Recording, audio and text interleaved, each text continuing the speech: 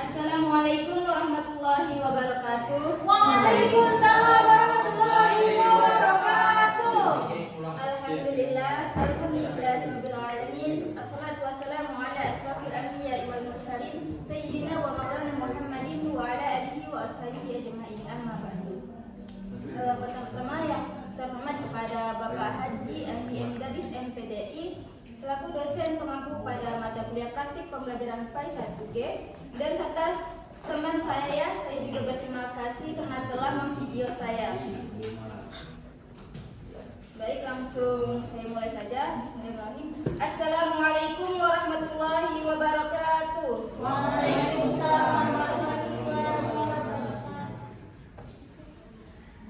Sebelum kita mulai pembelajaran, Ibu minta kepada Ibnu untuk membaca doa. Mereka semua sebelum mulai pelajaran hari ini, adalah bersama kita berdoa. Doa mulai. Selesai. Oke, selanjutnya Ibu minta kepada kalian untuk melihat sekeliling di mejanya itu ada nggak sampah. Jikalau ada sampah, tolong diambil dan buang kepada tempat sampahnya. Nah, jika tempatnya kurang rapi, tolong dirapikan.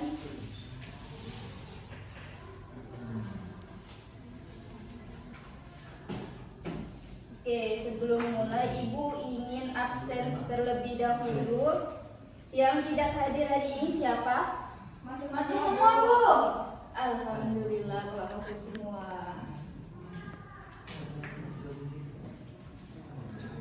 Nah, hari ini ada yang udah tahu belum? Kita mau belajar tentang apa? Adab sholat dan berzikir.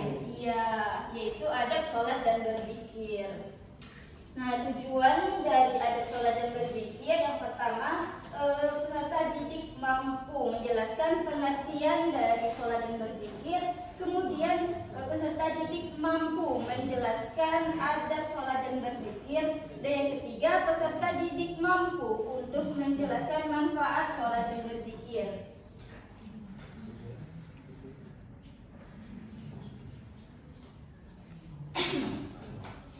Yang pertama, pengertian sholat dan berzikir. Sholat menurut bahasa Arab berasal dari kata sholat yang memiliki arti doa. Menurut istilah syarak, sholat adalah suatu ibadah yang tersusun dari beberapa perkataan dan beberapa perbuatan yang dimulai dengan takbiratul ihram dan diakhiri dengan salam dan memenuhi syarat dan hukum tertentu. Kemudian sholat merupakan rukun Islam yang kedua, sehingga tidak sempurna Islam seseorang apabila dia tidak melaksanakan sholat. Menurut hadis Nabi, sholat adalah tiang agama, maka barang siapa yang mendirikan sholat berarti ia telah mendirikan agama, dan barang siapa yang meninggalkan sholat maka ia telah merobohkan agama. Kemudian materi kedua, pengertian dari zikir.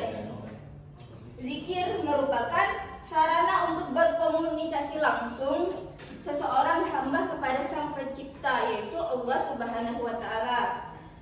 Nah, tidak ada ketenteraman yang sejati kecuali dengan mengingat zikir kepada Allah. Dan kata zikir ini berasal dari bahasa Arab juga, yaitu zakara, yang berarti mengingat atau menyebut. Sedangkan menurut istilah, zikir adalah mengingat Allah dengan cara menyebut sifat-sifat keagungan Allah Subhanahu wa Ta'ala dan memuliakannya.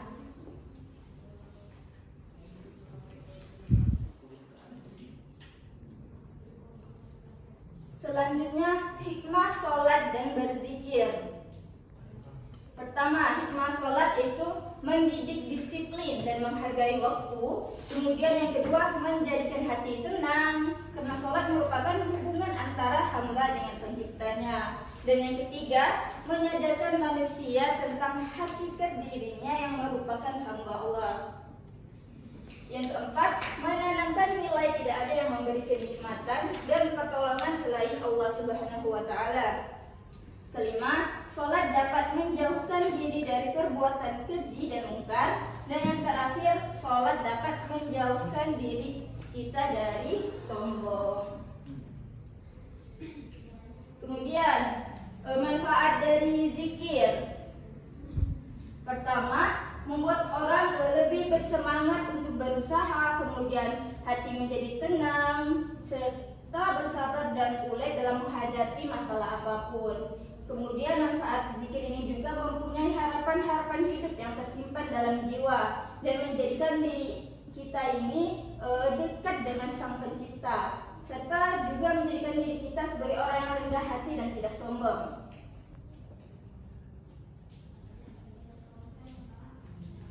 Selanjutnya ibu akan menampilkan sebuah video tentang adab sholat dan zikir.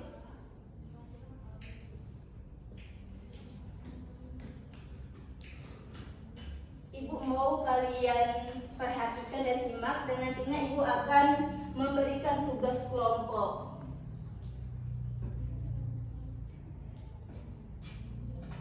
Oi, jangan dorong-dorong dong, Nin. Jangan asal duduk kamu, bukan aku yang dorong. Sholat tidak boleh ngobrol. Nanti sholatnya batal loh.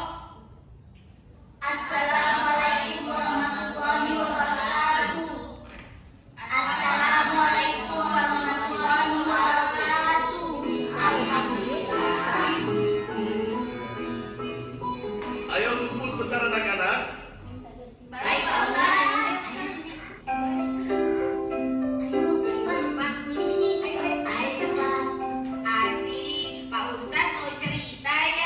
Bapak bukan mau cerita dong. Kali ini Bapak ingin menjelaskan tentang kesalahan-kesalahan dalam sholat yang dapat membuat sholat kita tidak bernilai.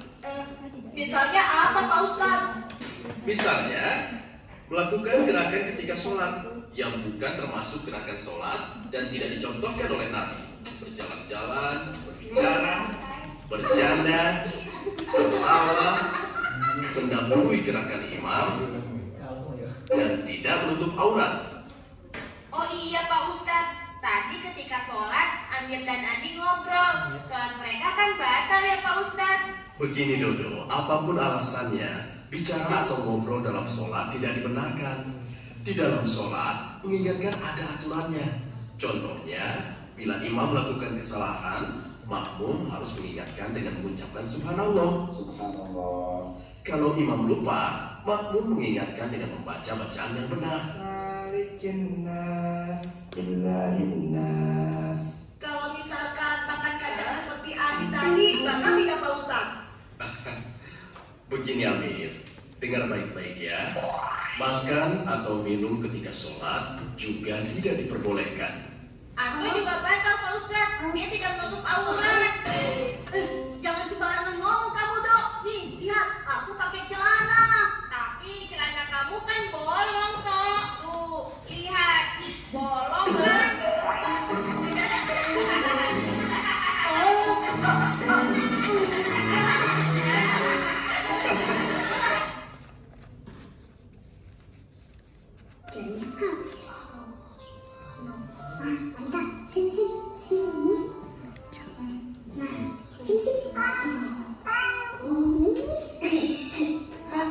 Jangan berisik dong. Pasti lupa nih bersama berapa zikirnya. Iya enggak, maaf. Subhanallah.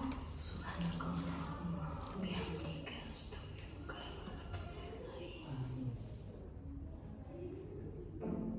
Umar, tadi doanya apa aja sih? Kita udah selesai doa, Umar belum. Umar doanya banyak, Ra. Terus Umar zikir juga kan? Iya, say.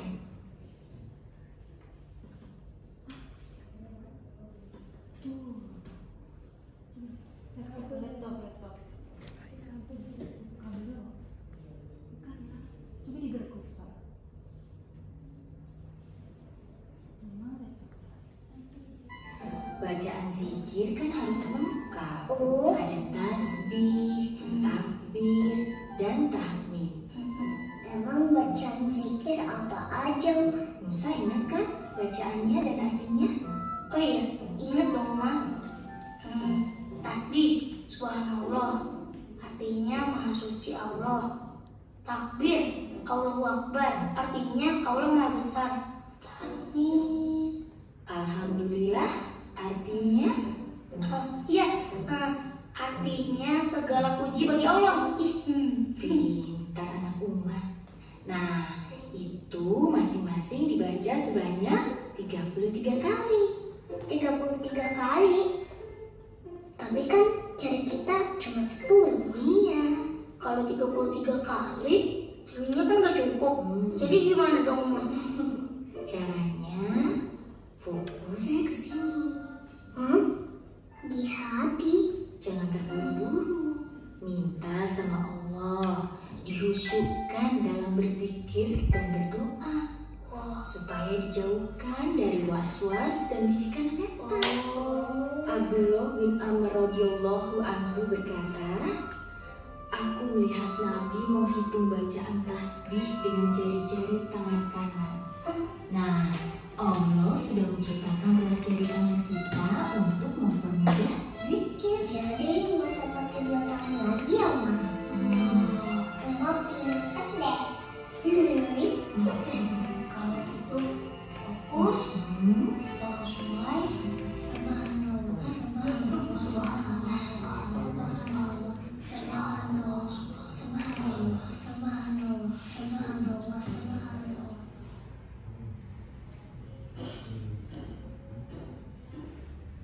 Allahu Akbar, Allahu Akbar. Udah selesai baca. Yuk, bagaimana? Tinggal dirara aja.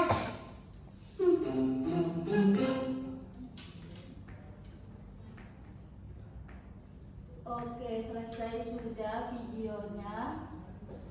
Sekarang Ibu akan bagi kelompok.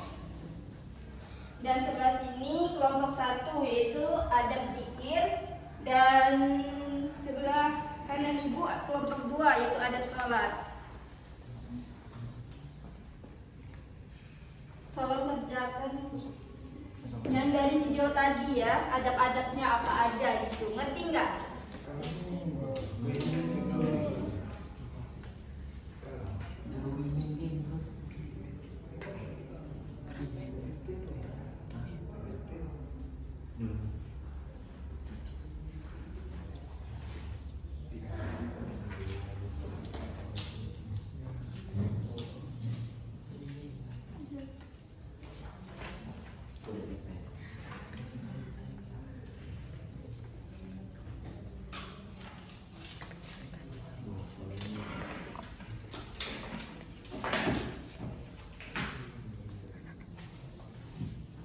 Ibu mau semuanya berantisipasi. Berantisipasi. Berkelompok.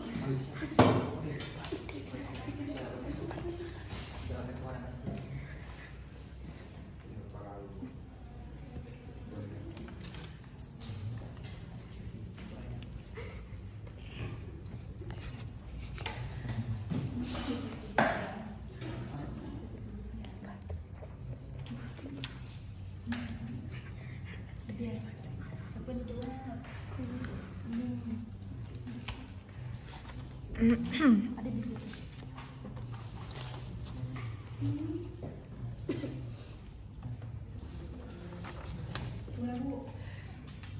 Udah kelompok dua udah? Sudah Bu. Kalau udah boleh maju, siapa perwakilannya? Oke, Reni silakan maju. Kelompok 1 tolong perhatikan kelompok 2. Di sini ya Bu, di sini kami perwakilan dari kelompok 2 akan membacakan adab sholat, yaitu yang pertama harus khusyuk, yang kedua hati yang ikhlas, yang ketiga menjaga waktu dan batas-batasannya, yang keempat menjaga kebersihan dan kesucian tempat sholat dari najis-najis, yang kelima menyingkirkan gambar, tulisan atau apa saja yang mengganggu khusyuk.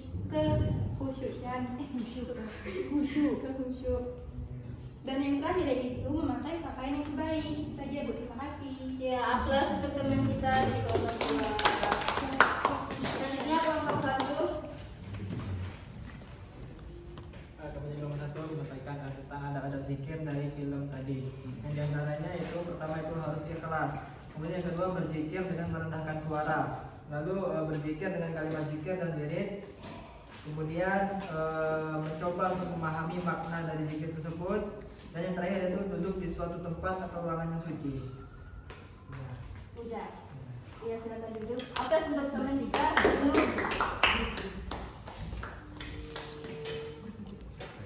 Oke, selesai sudah. Selanjutnya ibu pengen ngetes dari cowok-cowok nih. Ibu minta dari Noval. Coba apa aja hikmah dari sholat? Hikmah sholat, sebut semua ya? Iya, tadi kan udah ibu jelaskan. Yang pertama itu mendidik disiplin dan menghargai waktu. Yang kedua menjadikan hati tenang karena sholat merupakan hubungan antara hamba dan penciptanya. Yang ketiga yaitu menyadarkan manusia tentang hakikat dirinya yang merupakan hamba Allah. Yang keempat menanamkan nilai tidak ada yang memberi kenikmatan dan pertolongan selain Allah Subhanahu wa Ta'ala. Yang kelima yaitu sholat dapat menjauhkan diri dari perbuatan keji dan mungkar. Yang terakhir sholat dapat menjauhkan diri dari sifat sombong. Iya, udah. Selanjutnya ibu pengen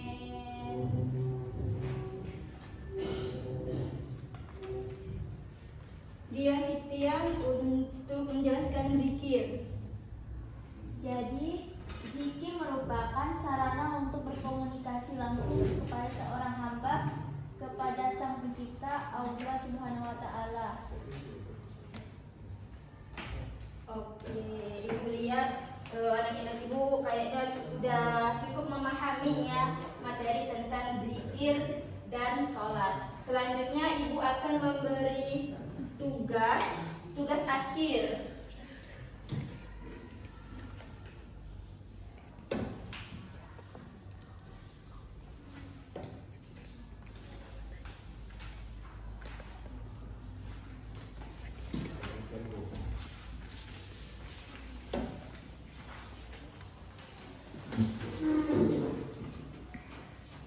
Nama dan kelasnya jangan lupa diisi. Kemudian jika udah selesai langsung kumpulkan kepada ibu.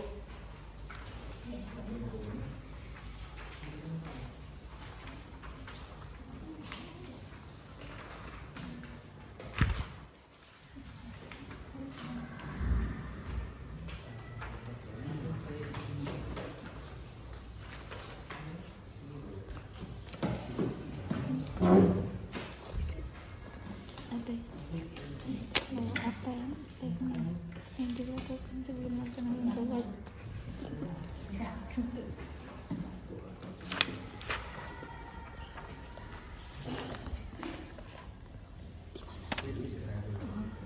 Terima kasih.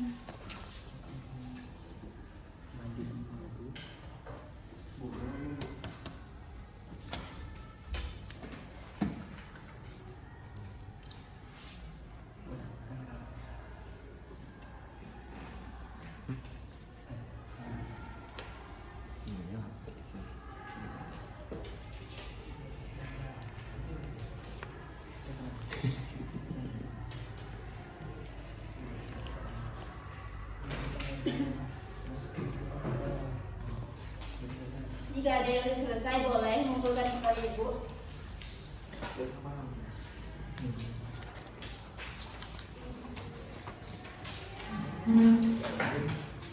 Yuk yang lain, waktu kita udah mau habis.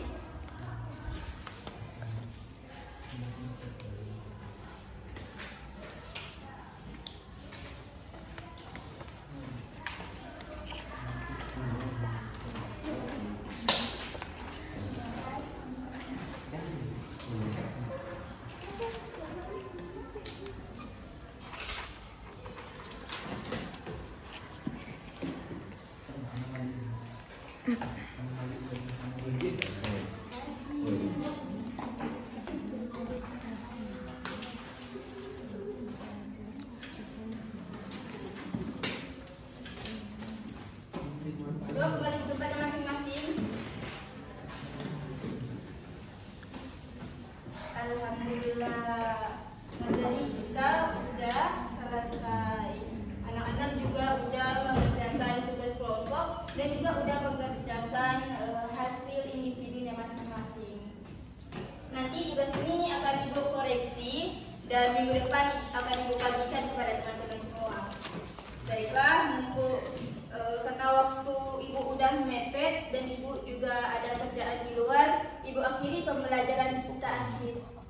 akhir ini.